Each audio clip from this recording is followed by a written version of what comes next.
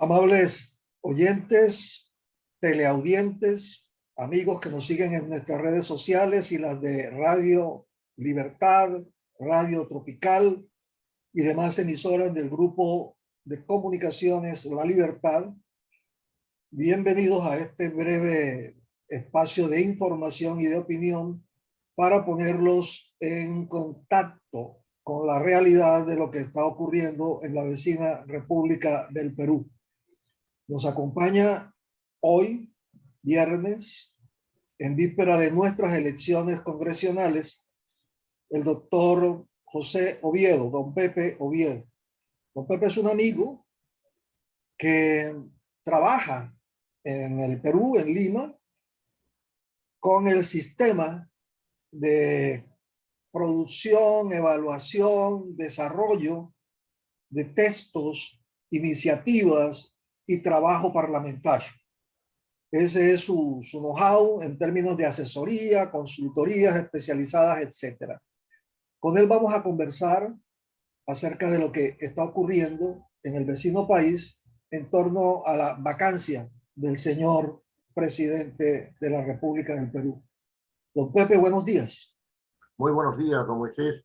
Siempre es un gusto para mí poder conversar con usted y con su audiencia.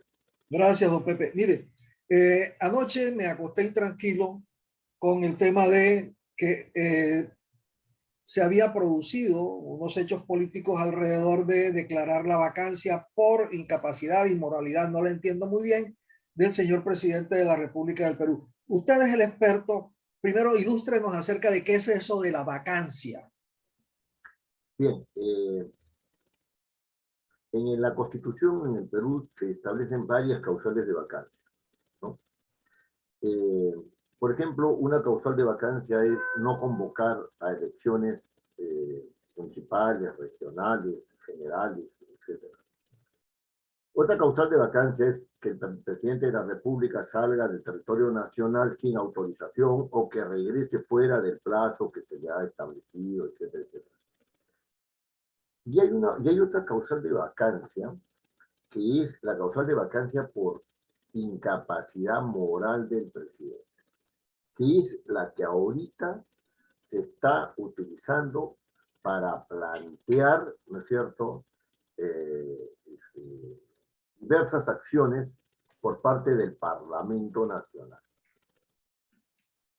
Hay que distinguir la vacancia de la acusación constitucional, ¿verdad?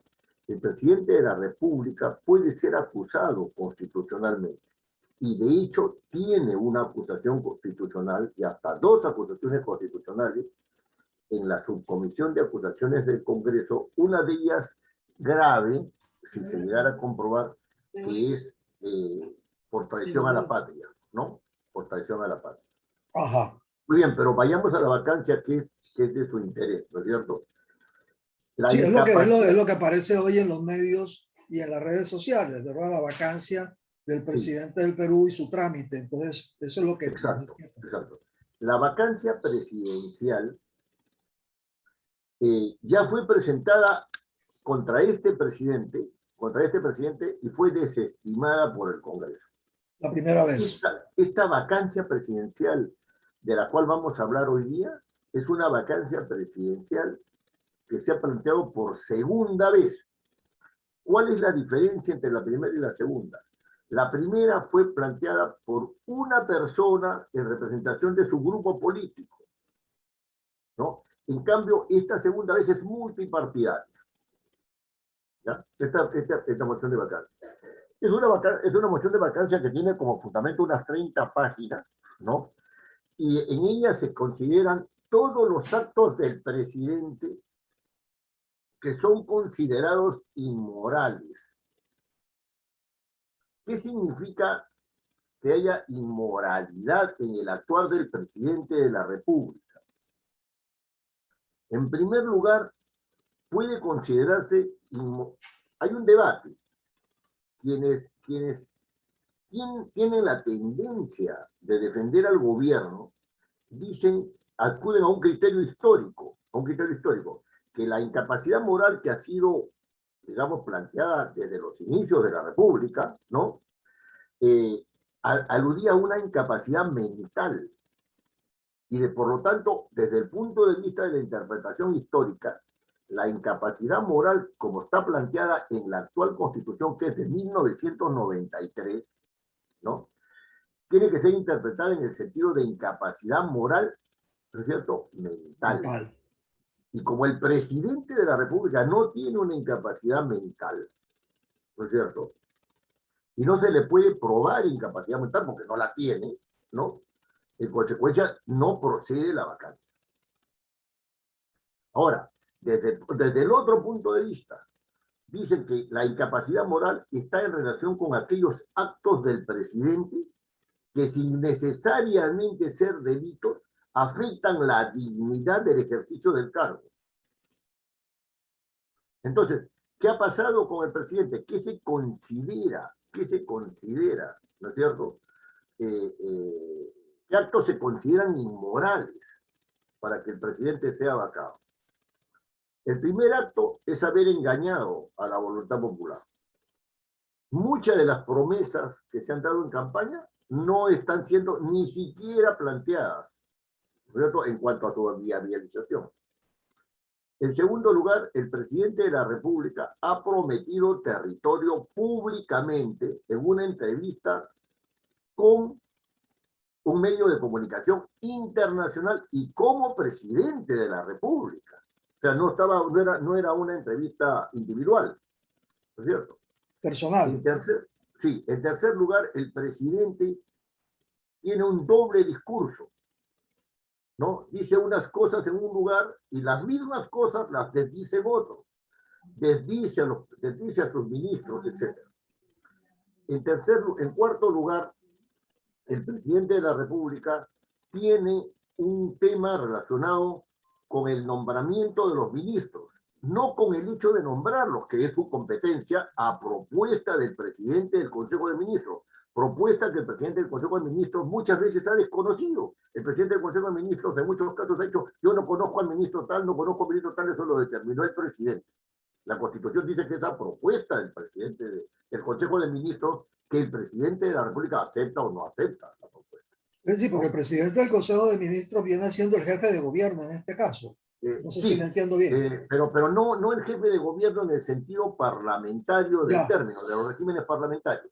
Porque el presidente de la República es el que representa a la nación, ¿no es cierto? El nuestro, y que tiene además responsabilidad sobre los actos de gobierno a través de los ministros, ¿no? A través de los ministros. Entonces, y así una serie de actos. Ahora, estos actos no constituyen delito. Mejor dicho, no necesariamente constituyen delito. Todo delito sería inmoral, salvo, como usted me señaló en una entrevista anterior, algunos delitos algunos comportamientos políticos que no, algunos comportamientos inmorales que no necesariamente constituyen delito, ¿no? Está bien, eso es correcto. Entonces, esos actos que no están tipificados como delitos, ¿no? Por ejemplo, no despachar, ¿no es cierto?, en la Casa de Gobierno de la República, ¿no es cierto?, en la sede de la Presidencia de la República, ¿no? No es un acto propiamente delictivo, pues, ¿no es cierto? O sea, o digamos que el presidente se dedica a recibir a personas, ¿no es cierto?, que después tienen que ver con adjudicación de obras, ¿no? El hecho de recibirlas no es un acto delictivo, ¿no? Hay que comprobar de que ha habido allí abuso todavía, ¿no? Abuso de poder, ¿no es cierto? Eso es, que es diferente. Entonces, estos actos que no son delictivos, ¿no?, constituyen un tipo de comportamiento del cual el Congreso se forma una idea clara. Y si el Congreso se forma una idea clara de que esos actos no tienen que ver con la dignidad del ejercicio del cargo, entonces el Congreso de la República está en la competencia, tiene atribución para vacar al presidente de la República. Ya. Entonces estamos frente a un Congreso, ¿verdad?, que se ha formado una idea clara respecto de que el presidente de la República no está loco, pero está asumiendo comportamientos que comprometen la dignidad del cargo. Se plantean entonces varios elementos que más o menos trataré de reseñarlos de memoria. Uno es el no cumplir las promesas que le hace a la gente, lo cual constituye un abuso o expresión de mala fe o de engaño. El volarse lo que pudiéramos llamar las maneras mínimas exigibles respecto de la prudencia en el tratamiento de asuntos con personas que pudieran beneficiarse después de decisiones y actuaciones del gobierno. El tercero, no respetar el conducto, ¿verdad? O la cadena de mando, para hacer una analogía, porque no se trata de un asunto de ejército o de fuerzas armadas, sino la cadena de lo que pudiéramos llamar de responsabilidad, dependencia, subordinación, al volarse al señor jefe del gabinete, o llamado también coordinador en otros Presidente del Consejo de ordenamientos, Ministros, sí. acá presidente del Consejo de Ministros. Y también el hecho de olvidarse de que en lo que hace al derecho, llamémoslo así, aquí lo llamamos derecho administrativo, hay unas formalidades en la formación del acto administrativo que deben observarse so pena de que sea inválido. Por ejemplo, no ser expedido en el lugar en donde se debe expedir. Acá, por ejemplo, en nuestro caso, el gobernador no puede expedir un acto administrativo válido si está por fuera del territorio del departamento. Tiene que hacerse aquí, estando él aquí en la sede de gobierno, no donde le dé la gana. Pero bueno, eso conforma una idea, como se dice por allí, llena de argumentaciones y razones que lleva al Congreso del Perú a decir, vamos a vacar al presidente. ¿Cómo quedó la votación ayer? Bueno, la votación ayer, déjeme mirar para dársela con exactitud. Tenemos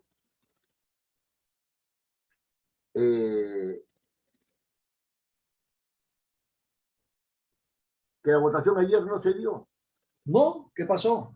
No, lo que sucede es que la presidenta del Congreso, al final de la sesión, anunció que la vacancia del presidente se trataría el día lunes y convocó a sesión para el día lunes. Pero ya no había hecho ese mismo truco con relación a pasarlo de por la mañana para por la tarde, por lo menos lo que yo me enteré a través de algunas cadenas internacionales. Lo que sucede don Moisés, es que los que deciden cuándo se den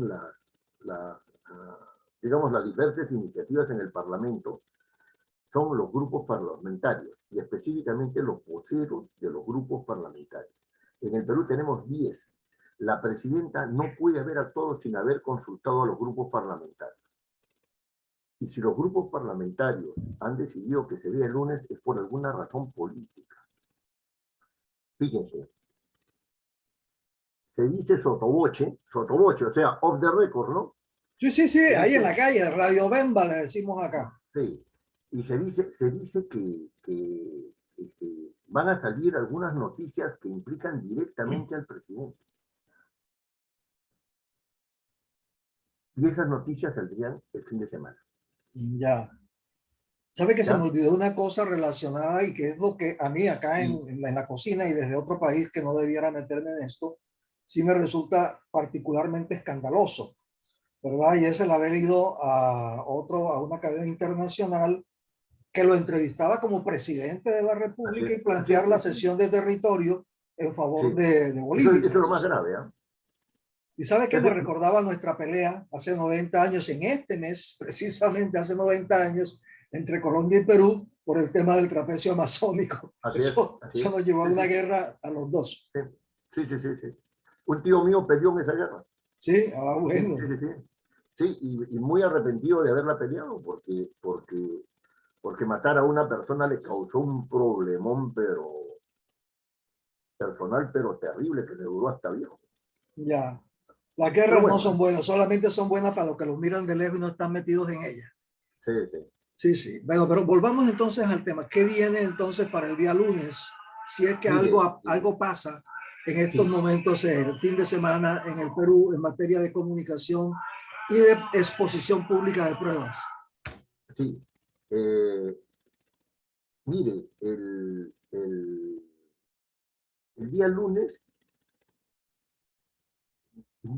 digamos que no es previsible lo que puede pasar. La moción vacancia al señor presidente ha sido planteada con 50 votos. Es decir, el requisito de admisibilidad se ha cumplido, porque el requisito de admisibilidad son 36 votos, si es que no me equivoco. Por ahí va, por los 36 votos. De admisibilidad.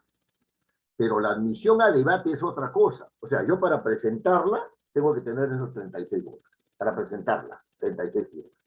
Pero se ha presentado con 50. Con 50 va a ir para que se admita a debate. Para que se admita a debate. Pero para que se logre la admisión a debate se requieren 52 votos.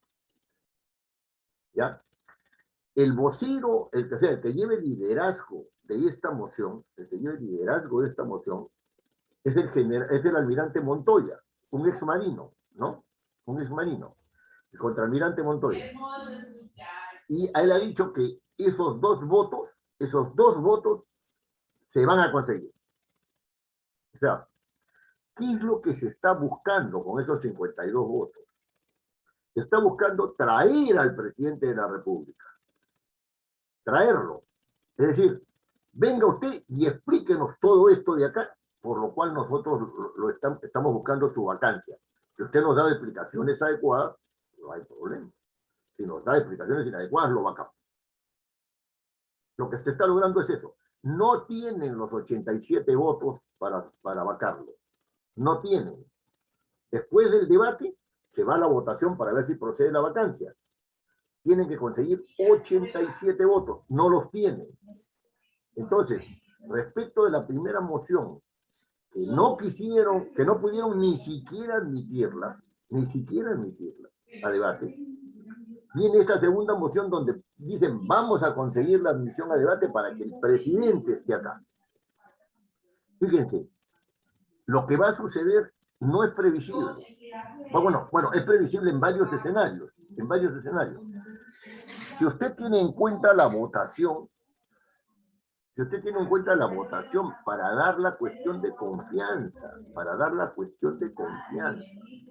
al presidente del Consejo de Ministros, que se le ha dado el 8, ¿no es cierto? El 8 pasado, ¿no? El 8 de este mes. La votación ha sido 64 a favor, 58 en contra.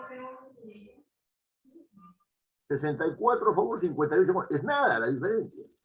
Es nada. Hay un empate técnico, vamos a decirlo así, en términos políticos, ¿no es cierto? Esa votación, ¿no es cierto?, nos está indicando que hay un grupo al interior del Congreso que no está ni a favor ni en contra, sino que se está acomodando. ¿Ya? Esos grupos son los grupos llamados, los grupos de centro, vamos a decirlo así, porque está polarizado el Parlamento, los grupos de centro, que son Acción Popular, Alianza para el Progreso y otros pequeños grupos como Podemos Perú y como el grupo, hay otro grupo cuyo nombre no me acuerdo ahorita, que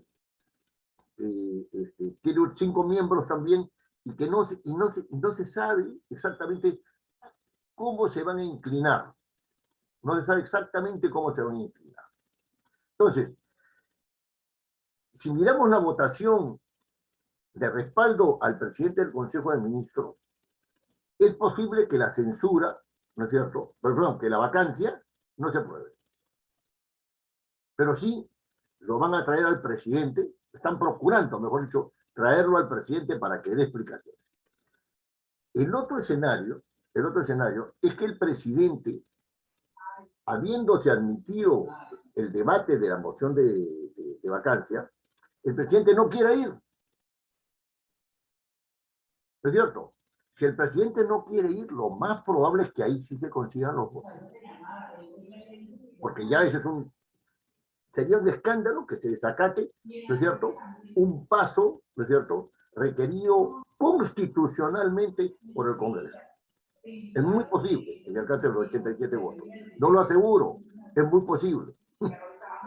Y allí, el presidente de la República puede no ir, pero puede mandar también a su jefe de Consejo de Ministros. A su abogado. Porque su abogado. Ya. Claro, Ya. él asiste con abogado. Correcto. Pueden mandar a su abogado hace la defensa, después el Parlamento debatirá, ¿no es cierto? Pero miren, yo no veo posible, y esto es una opinión fruto de la reflexión, ¿no?, sobre el tema, ¿no? No veo posible que alcancen los 87 votos. Y no lo veo posible porque, no porque yo quiera defender al presidente, ¿no? Sino no lo veo posible porque hay muchos intereses creados. La denuncia de la señora Carolín López, no sé si escuchó usted hablar de una denuncia de la señora Carolín López, ¿no?, que es una lobista, o sea, una intermediaria, ¿no?, entre el gobierno para obras, etc. Ha denunciado que por lo menos 5 miembros de Acción Popular, 5 miembros, ¿sabes?, de Acción Popular, ¿no?, estarían favorecidos por el presidente de la República con obras. ¿A cambio de qué? Del voto favorable. Pero lo que ha sucedido es que toda la bancada de Acción Popular ha votado a favor de darle el respaldo al señor presidente del Consejo de Ministros. Y entonces es muy probable que vote a favor, ¿no es cierto?, de no darle la confianza, de no vacar al presidente de la República, de no vacar al presidente de la República. Ya. En el caso de Alianza para el Progreso, 2 han votado en contra, que siempre votan de manera diferente, que son el general Quiabra y la señora Echaíz. Estamos hablando de un general del Ejército ilustrado, ¿no es cierto?, y estamos hablando de una ex fiscal de la Nación. O sea, la que ha ejercido un cargo altísimo, el cargo más alto en la Fiscalía de la Nación, que es la que acusa, ¿no es cierto?, la que acusa. Entonces en el Poder Judicial. Entonces, esos 2 personajes siempre han votado en contra. Entonces votaron en contra de darle el respaldo al gabinete.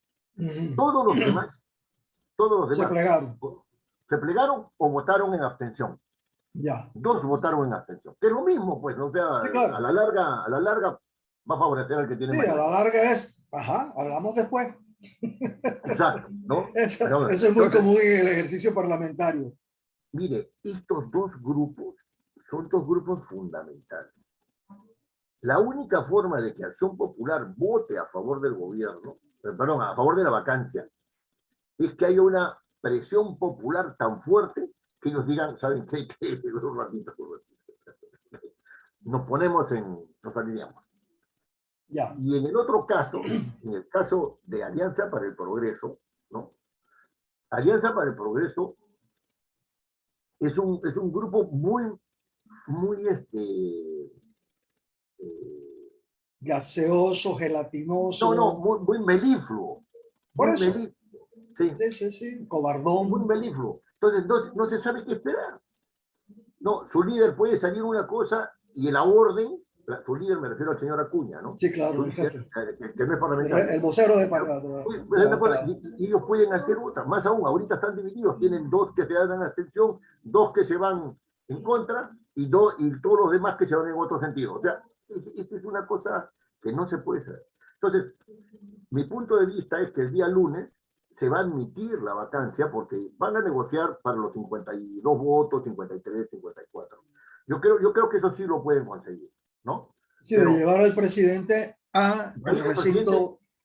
Y después no va a haber vacancia. No va a haber vacancia. Bueno, en todo caso preocupa mucho, ¿verdad? Las noticias que se tienen sobre enfrentamientos en la calle. Sí. Porque eso también puede dar resultados no controlados por nadie. Sí. Tenemos, como dices, todo el debate que se está dando desde el punto de vista constitucional, legal, incluso moral del presidente de la República, para los que creen que ese debate es importante y que tiene significación, evidentemente es un debate pues, que se tiene que seguir dando. Pero desde el punto de vista del gobierno, ese debate es un instrumento, ¿no es cierto?, no solamente de desestabilización, porque el Perú no está siendo gobernado en este momento. O sea, si la economía se mantiene como está en el Perú sin mayores variaciones, eso no va a durar sino 3 o 4 meses. dependiendo de cómo se manejan un poco las reservas que tenemos, ¿no es cierto? Entonces, pero para el gobierno, ¿no es cierto? Esta manera de meter en la prensa y meter en el imaginario social un debate, ¿no? No es el punto principal. No es el punto principal. Desde el punto de vista marxista, ellos están agitando la superestructura, ¿no? La superestructura, ¿no? Y están tratando de entrar en la estructura, o sea, en la parte económica, ¿no? Pero su finalidad no es tener una mejor economía o tener una mejor superestructura, sino eso es un fenómeno distractor, ¿es cierto? Que hace que ellos avancen en una organización, que es una organización que no es grande, pero que puede ser muy influyente, ¿no? Yo recuerdo haber estado en una reunión, ojo con este dato, don Moisés, hay un partido que se está formando que se llama Unidad Democrática de Centro, ¿ya? Yo creo que esta Unidad Democrática de Centro va a tener una importancia muy notoria cuando esto ya se amaine un poco y se entre a un plano electoral, ¿no es cierto? Pero estuve en esa reunión y yo hice una pregunta que no se me respondió. O sea, no digo porque la he hecho yo, sino porque no se respondió. Yo pregunté, porque estaba el general Miyashiro. ¿Usted ha escuchado hablar del general Miyashiro? El general Miyashiro fue uno de los que capturó a Abimael Guzmán, ¿no? Un personaje muy importante aquí en el Perú y muy reconocido, además. Muy reconocido el general Miyashiro, junto con otros, ¿no? Policía.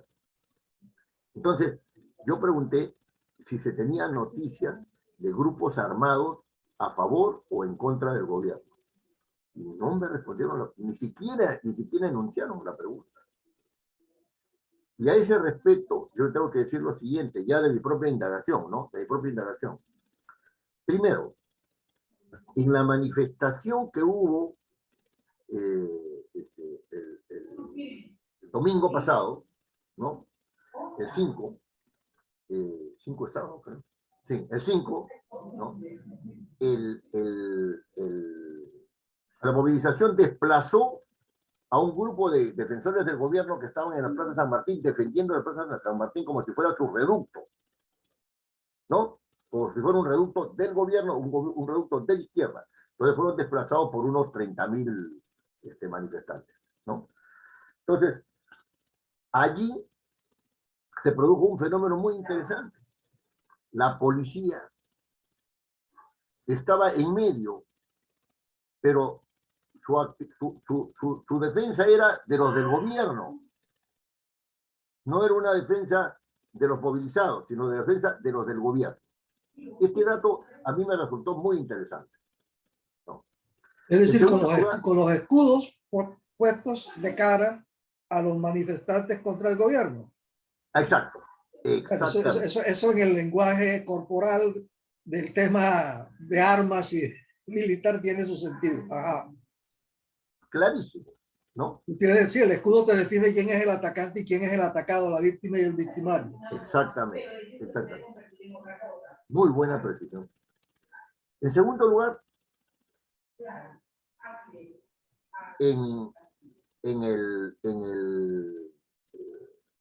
digamos, en el momento en el cual el presidente del Consejo de Ministros se presenta para la cuestión de confianza, ¿no es cierto?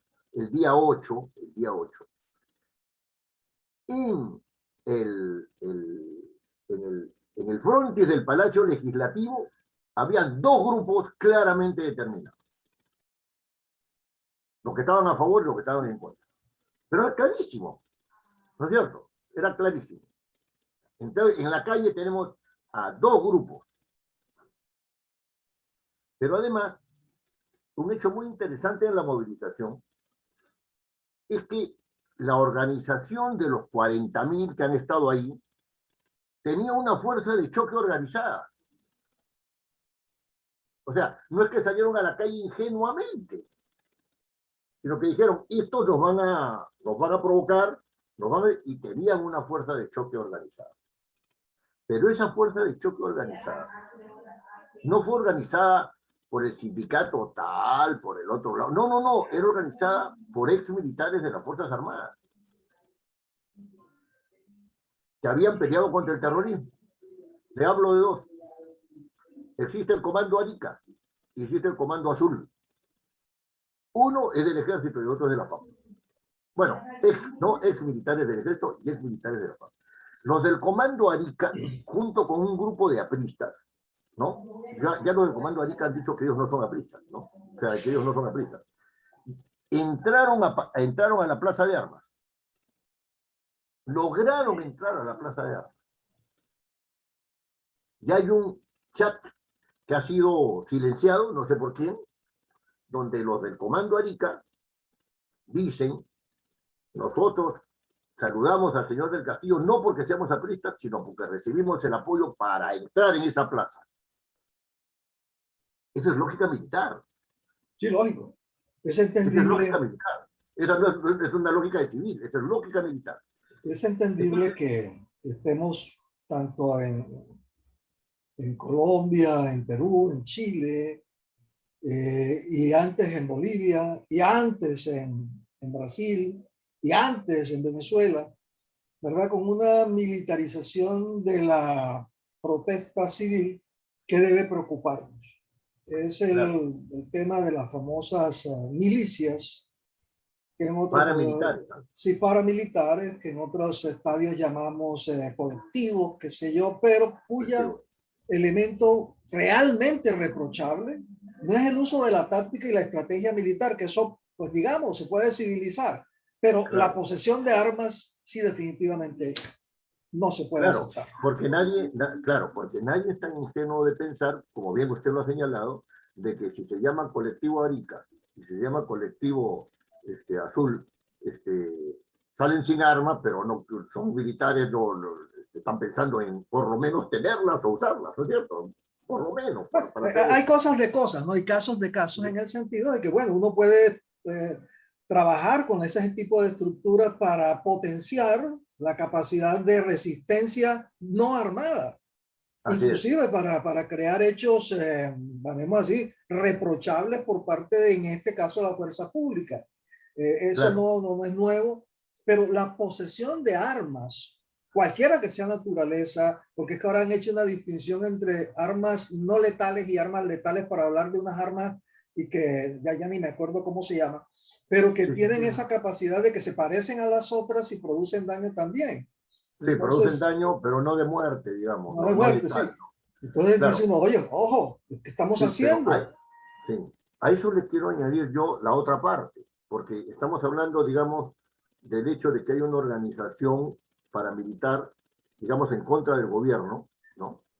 Pero también hay una organización paramilitar a favor del gobierno. Sí, claro, de lado y lado. Entonces, que eso es una de Mire, las cosas que no podemos negar.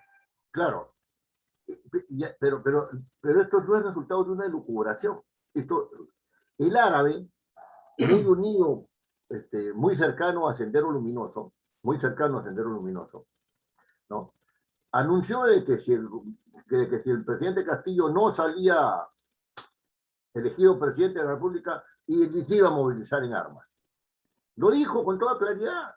O sea, no hay una invención ahí. Ahí está el video, ¿no? O por lo menos la grabación, ahora se me confunde Sí, un no, poco. es decir, eso es también una forma de comunicación censurable, reprochable, Así es, así porque es, aquí lo así hemos es. tenido también con algún precandidato que ha dicho de que si no sale él, entonces vamos a tener una guerra como la de ISIS.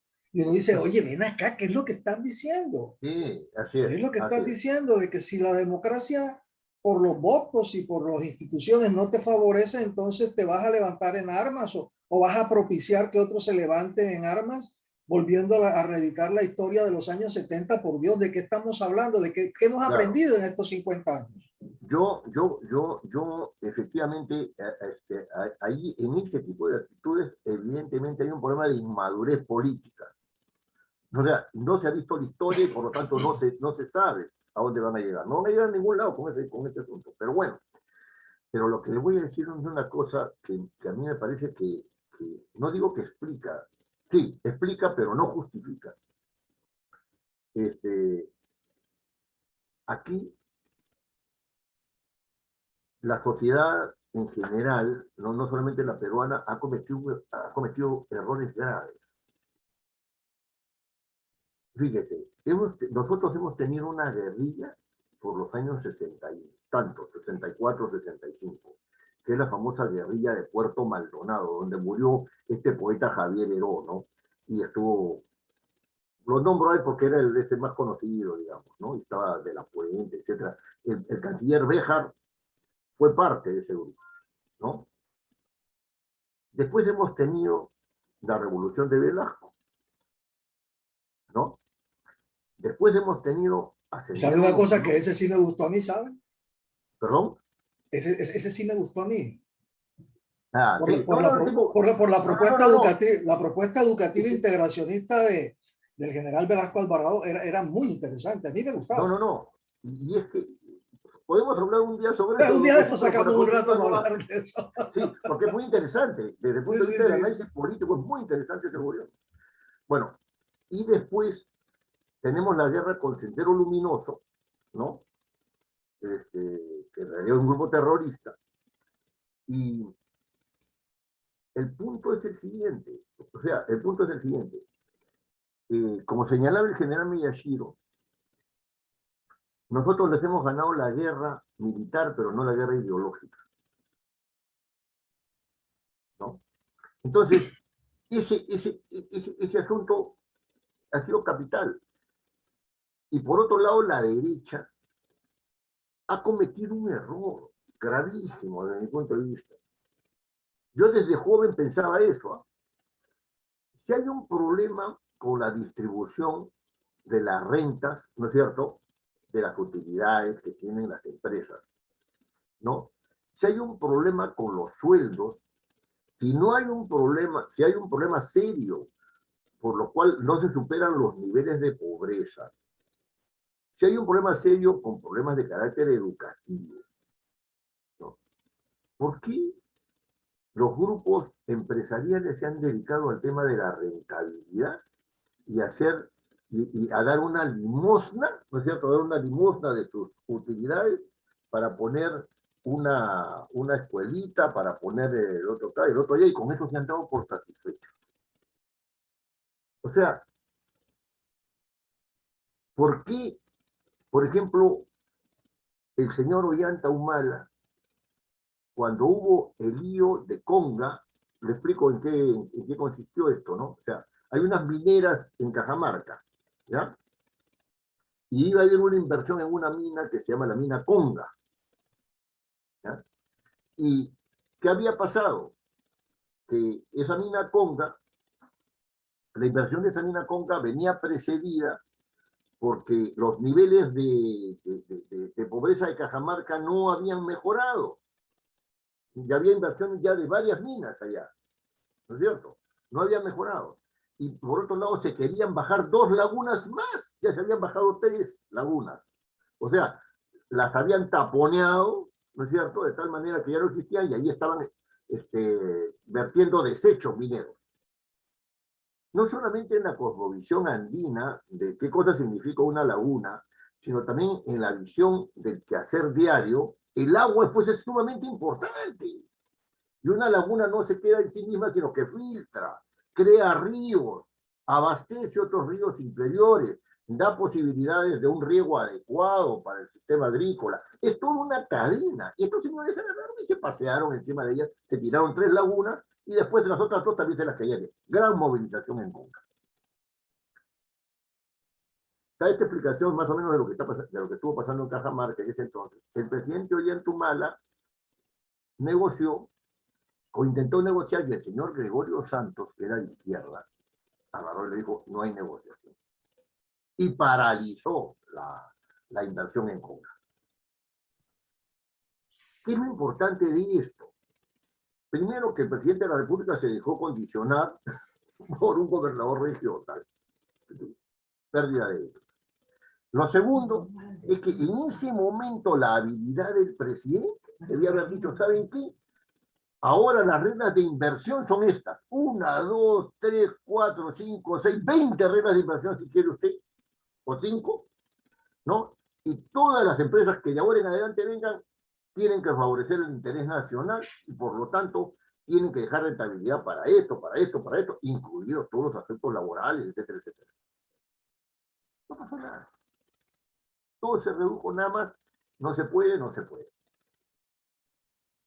¿Te das cuenta? Entonces, Gracias. nuestra clase política no ha entendido que los aportes del socialismo son aportes de reflexión para cambiar el modelo liberal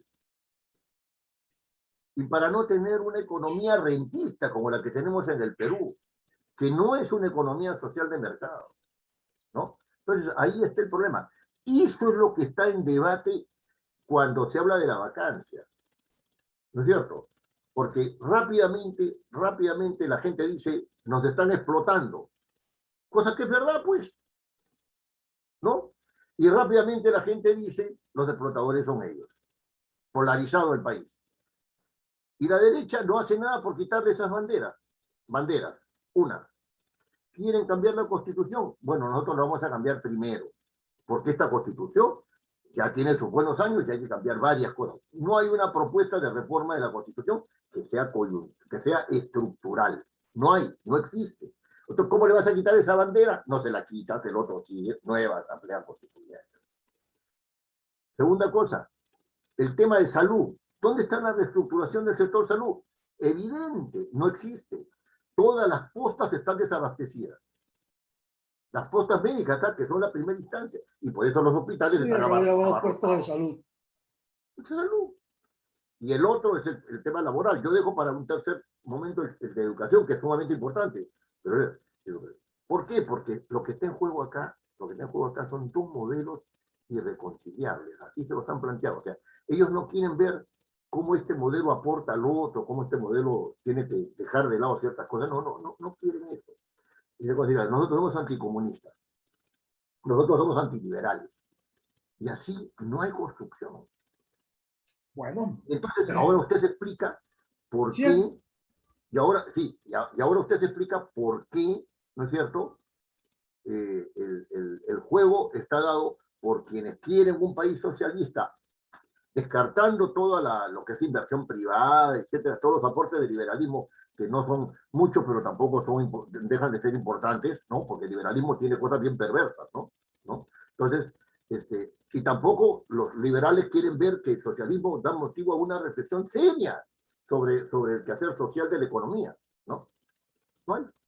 Y entonces, Bien. acá esto se va a decidir por las armas, ¿no? Bueno, ese pronóstico es dramático. Es dramático plantear, ¿verdad?, que esto se va a definir por las armas y plantearía eventualmente que son 50 años perdidos donde no aprendimos a conversar, donde no aprendimos a resolver los problemas institucionalmente y en los cuales finalmente ni siquiera las armas resuelven el problema, sino que cambian el polo, cambian el eje, cambian la élite, pero todo sigue igual, con distintos signos, pero los efectos son lo mismo: mayor pobreza, mayor violencia, mayor desigualdad y sobre todo es que una vez que se destruye un aparato económico, tardan centurias, como es el caso del Perú. El Perú es un buen ejemplo de cómo un Producto Interno Bruto de la colonia se desbarató como se desbarató y pasaron y están pasando más de 200 años y todavía no se logra recuperar ni la prestancia, ni el privilegio, ni la función económica que cumplía en otro orden como fue el orden colonial. Es decir, pareciera que no aprendemos historia, porque no aprendemos de la historia y repetimos permanentemente los mismos errores. Bueno, don Pepe, muchísimas gracias por este rato largo que nos ha dado. Vamos a pasar esto a nuestros oyentes, a nuestros simpatizantes, a nuestras redes sociales, para ver si logramos con esto aclimatar también aquí en Colombia, donde estamos comenzando a andar el mismo camino, previsiones respecto acerca de cómo evitar caer en los mismos errores. Muchísimas gracias, don Pepe. Una última palabra, don Sí, Moisés, señor. si me permite. Si me Sí, permite. señor.